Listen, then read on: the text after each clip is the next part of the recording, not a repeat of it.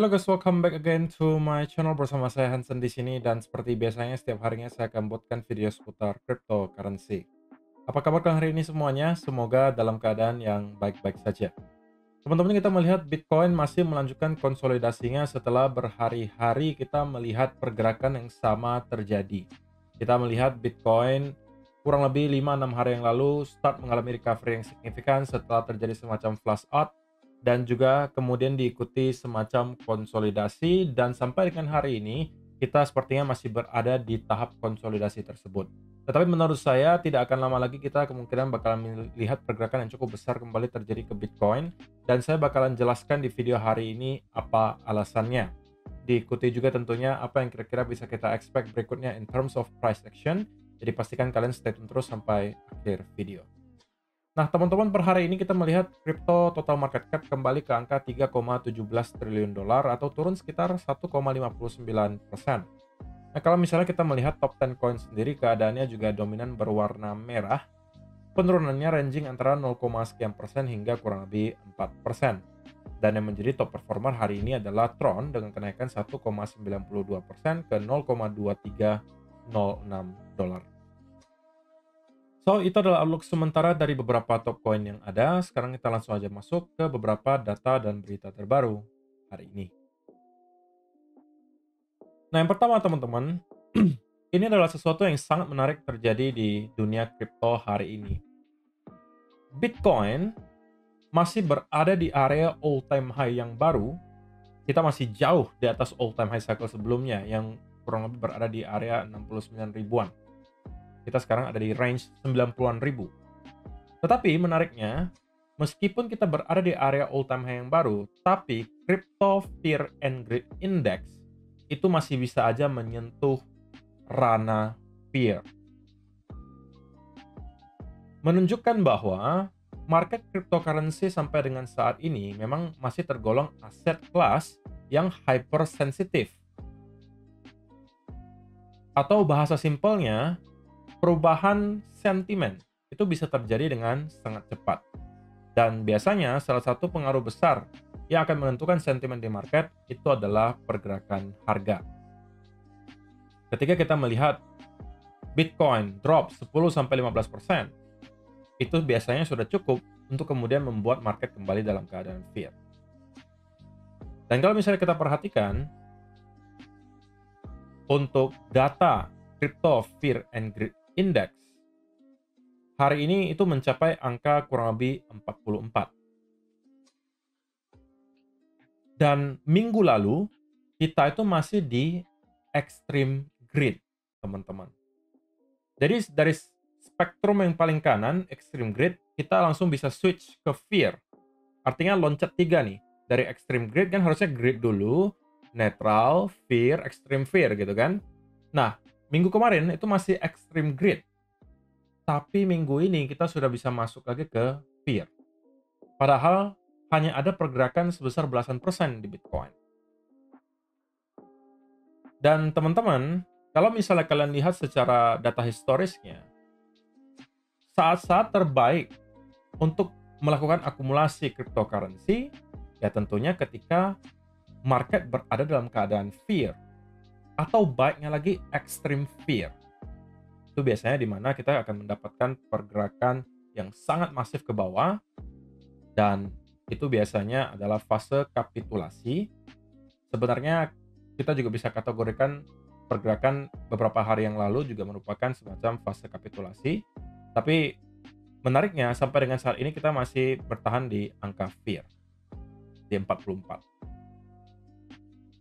Tapi sekali lagi ini menunjukkan bahwa market bisa berubah dalam sekejap secara sentimen. Ini juga berlaku sebaliknya. Jika kita bisa melihat misalnya Bitcoin kembali recover dan naik 10-15% dari harga kita sekarang, saya sangat yakin bahwa sentimen market akan langsung switch lagi ke arah greed. Dan itu mungkin bisa menjadi satu sentimen yang dibutuhkan oleh altcoin sekarang. Karena sampai dengan saat ini, teman-teman, altcoin itu sepertinya kesulitan untuk bisa mendapatkan momentum dan terus bleeding out. Saya tahu bahwa ini mungkin bukan saat yang mudah bagi teman-teman yang merupakan altcoin holder, tetapi perlu kalian tahu bahwa biasanya nih, orang-orang yang menjual ketika asetnya sedang drop 70, 80, bahkan 90% dari harga high-nya, itu biasanya ujung-ujung bakalan nyesel. Terutama kalau teman-teman yang nge-hold altcoin yang memang pure punya utility ya. Kita tidak bicara di sini soal meme coin. Kita nggak lagi membahas soal meme coin super cycle. Kapan terakhir kalian mendengar ada kata meme coin super cycle? Itu mungkin sudah lewat beberapa bulan yang lalu. Saat ini, jangankan meme coin, utility coin saja itu kesulitan untuk mendapatkan momentum. Tapi bagi saya sebenarnya apa yang kita lihat selama beberapa hari terakhir bisa jadi merupakan satu hal yang sangat positif juga untuk altcoin. Kenapa? Karena beberapa bulan yang lalu, menurut saya pribadi terlalu banyak orang yang berfokus kepada meme coin. Karena mungkin percaya bahwa akan ada meme coin super cycle. Sehingga tidak jarang banyak yang membentuk portofolio semuanya isinya meme coin. Dengan harapan mereka bisa mendapatkan gains yang luar biasa besar dalam waktu yang singkat. Sehingga kemudian kita melihat ya banyak meme coin berterbangan ya. Out of nowhere bisa tiba-tiba menjadi 1 billion, 2 billion. Tapi sekarang semuanya drop 70, 80, bahkan ada yang 90%. Mudah-mudahan ini bisa membuat orang-orang menyadari bahwa kalau mereka pegang meme coin dan kemudian drop 80-90%, mereka nggak punya semacam apa ya, pijakan yang kuat, fondasinya nggak kuat. Kenapa? Karena itu hanya sebuah meme coin yang bisa kapan aja misalnya tidak lagi dipakai atau tidak lagi relevan. Tapi kalau misalnya mereka memegang project yang mempunyai utility, sekalipun harganya drop 80-90%, tapi selama development dari project tersebut terus dilakukan dan akan terus dipakai oleh usernya, maka dia akan terus bertahan. Sama aja teman-teman dengan kalau kita membeli saham sebuah perusahaan. Oke? Jadi itu yang perlu kalian keep in mind. Nah, teman-teman, kalau misalnya kita melihat inflow dari spot Bitcoin ETF, data terbaru menunjukkan bahwa BlackRock tidak melakukan apapun, hanya hold, sedangkan Fidelity itu menjual sebesar 1075 Bitcoin. Menurut saya not too bad, bahwa kita melihat market dropnya lumayan, tapi Fidelity hanya menjual kurang lebih 1000 gitu ya. Yang pasti, yang kita tidak mau lihat terjadi adalah adanya konsistensi secara outflow. Oke, kalau cuma sesekali ada yang jualan itu wajar menurut saya. Kadang-kadang ada yang take profit, kadang ada yang mungkin ada yang perlu melakukan pengurangan exposure dan lain seterusnya, itu wajar. Tapi yang kita tidak mau adalah adanya konsistensi outflow secara terus-menerus. Yang kita pengen adalah spot Bitcoin ETF kembali menjadi salah satu yang menyumbang demand yang besar dengan adanya konsistensi dari segi inflow. So far itu belum kita lihat terjadi, tapi bisa aja mungkin karena banyak sekali investor sedang menunggu apa yang bakalan kita lihat dirilis pada malam hari ini. Yaitu adalah, kalau teman-teman tidak tahu, nanti malam akan ada NFP atau Non-Farm Payrolls dan juga Unemployment Rate yang bakalan dirilis serentak pada 20.30 waktu Indonesia Barat. Jadi malam hari ini kemungkinan kita akan kembali mendapatkan volatility di market, dan itulah alasan kenapa di awal video tadi saya sampaikan bahwa harusnya dalam waktu yang tidak lama lagi kita akan bisa melihat market kembali dalam keadaan yang volatile. So, teman-teman, kalau kita bicara pure berdasarkan price action, apa yang sedang terjadi selama 24 jam terakhir? Kemarin saya sampaikan bahwa kita, kalau misalnya berhasil untuk breakout di atas area trendline di sini, maka saya rasa minimal akan kembali nge-retest ke kurang lebih area 99.500 sampai 100.000 dolar. Oke, dan kita meleset sedikit teman-teman, meleset sedikit. Kenapa? Karena rupanya Bitcoin itu hanya berhasil nge-retest ke kurang lebih 99.200-an roughly, dan kemudian kembali mendapatkan sell off. Jadi untuk sementara menurut saya trennya di sini sudah tidak lagi valid, dan kita mungkin bisa menggeser sekarang menjadi seperti ini. Tetapi sebenarnya kalau misalnya kita berbicara soal pattern sendiri, apa yang terbentuk sekarang itu sebenarnya juga tidak terlalu buruk ya, bahwa ini adalah potensi falling wedge sedang tercipta di sini. Tetapi memang sampai dengan saat ini teman-teman belum ada sama sekali momentum yang kuat ke salah satu arah. Yang ada itu hanya memang semacam sideways movement, dan kemungkinan besar ini terjadi karena banyak yang sedang menunggu NFP dan juga unemployment rate nanti malam.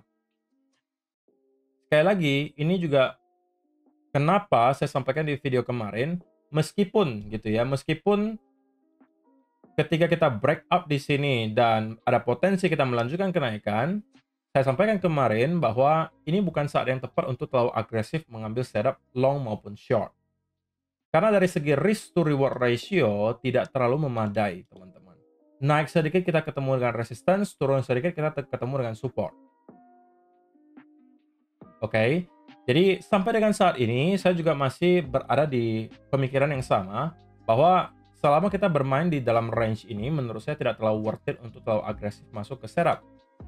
Saya akan lebih prefer untuk menjadikan Bitcoin itu hanya sebagai semacam pedoman aja.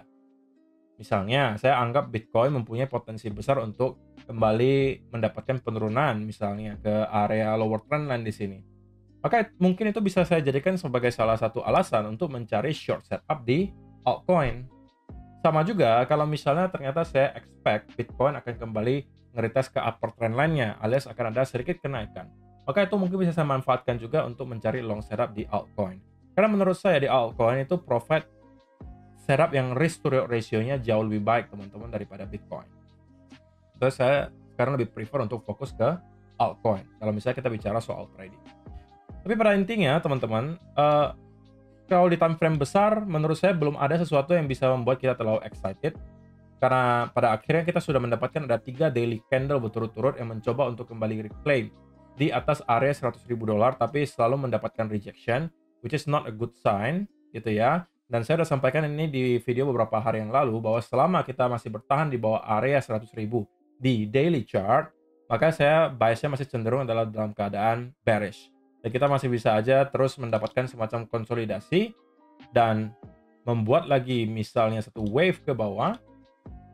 Dan saya sampaikan kemarin ya, area 95 sampai 94 menurut saya pribadi akan berpotensi besar menghasilkan semacam support, dan dari sana kita mungkin bisa expect akan ada semacam rebound yang lumayan signifikan. Karena di area tersebut kita mendapatkan adanya trendline yang sudah tercipta dari bulan Desember kemarin, yang juga beberapa kali telah berhasil kita retest dan semuanya mendapatkan rejection maupun rebound yang signifikan. Dan saya rasa kali ini juga tidak akan berbeda ketika kita nyampe ke area tersebut. Misalnya kita menyentuh ke area 94 ribuan di sini. Nah, ini mungkin lebih make sense ya untuk teman-teman yang tertarik misalnya untuk mencari setup untuk long. Dari sini mungkin akan bisa menghasilkan RR yang lumayan oke, karena mungkin kalian bisa targetkan sampai $100.000, ya kan? Sedangkan kalian masuknya di kurang lebih 95 atau 94, saya rasa itu cukup gapnya untuk kalian bisa dapatkan risk to reward ratio yang baik. Tapi selain daripada itu, saya rasa saya masih akan stay away dari Bitcoin. Dan selama kita masih bertahan di dalam konsolidasi ini, ya kita masih bisa expect akan ada pelanjutan ranging sideways movement. Sampai pada akhirnya kita melihat apa keputusan market dengan melihat pergerakan impulsifnya nanti ke sebelah mana. Tapi kalau saya secara pribadi expect bahwa semua yang kita lihat di sini harusnya nanti akan kembali menghasilkan breakout ke atas, dan minimal kita akan kembali nge-retest ke kurang lebih area $102.000. Invalidasinya adalah jika kita berhasil untuk jebol di bawah 94.000 dan closing daily candle di bawah area itu, maka kita harus siap-siap untuk melihat Bitcoin kemungkinan akan nyampe ke area kurang lebih 85 sampai $90.000. So, itu aja teman-teman untuk video hari ini. Semoga bisa bermanfaat untuk kalian semua. Jangan sampai lupa teman-teman bahwa nanti malam pukul 21.00 waktu Indonesia Barat, saya akan menjadi pembicara di live Twitter yang diadakan oleh CoinX. Sudah saya post juga kemarin, pembicaranya ada saya, ada Andreas Tobing, ada Christian Victorius, jadi ada 3 orang narasumbernya. Dan di sana kita akan bahas soal altcoin season. Jadi kalau misalnya teman-teman tertarik untuk mengikuti, silakan nanti malam langsung join aja. Linknya sudah saya sediakan di Telegram group, kalian tinggal masuk aja dan klik pukul 21.00 nanti malam. Dan ada hadiah 500 token CET untuk teman-teman yang beruntung. Cara untuk mendapatkan token CET-nya juga sudah saya sediakan. Kalian tinggal lihat tweet-nya saja dan kalian bisa menyelesaikan tugasnya. Itu aja untuk video hari ini teman-teman. See you in the next video. Bye-bye.